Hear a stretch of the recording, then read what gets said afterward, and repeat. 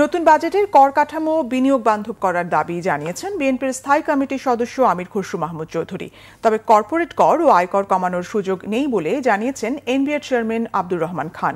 অনুষ্ঠানে এফবিসিসিআই এর সাবেক সভাপতি আব্দুল আওয়াল মিন্টু সরকারকে বেকায়দায় ফেলতে ব্যবসায়ীদের মিথ্যা তথ্য দেওয়ার বদ অভ্যাস ত্যাগের পরামর্শ দেন।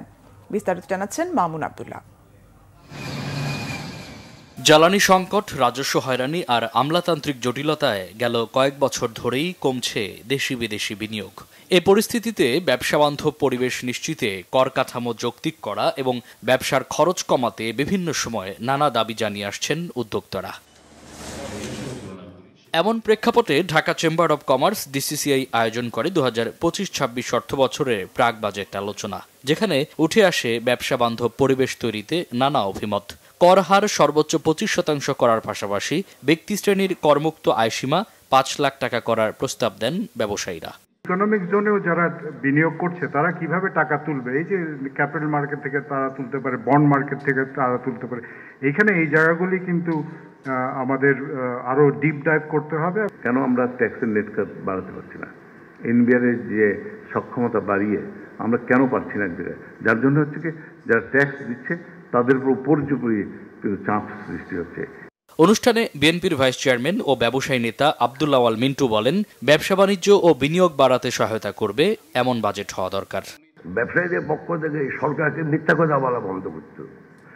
এর আগে শুধু মিথ্যা কথা হচ্ছে, $400 বিলিয়ন, $500 বিলিয়ন জিডিপি, এখন বলে কমে নিয়ে আসছে। তো যদি কাগজের খোঁচা যদি কমে আর বাড়ে, উৎপাদন বৃদ্ধি করার দরকারটা কি ভাই? হোল ট্যাক্সেশনের মডেল হওয়া উচিত, চিন্তা হওয়া উচিত যে বাংলাদেশে আগামী দিনে আমরা ইনভেস্টমেন্ট কিভাবে ডেভেলপ করব, বিজনেস ডেভেলপ কিভাবে হবে। ইনভেস্টমেন্ট বিজনেস যদি গ্রোথ না হয় তাহলে আপনি ট্যাক্স জিডিপির কথা বলে কোনো লাভ হবে না।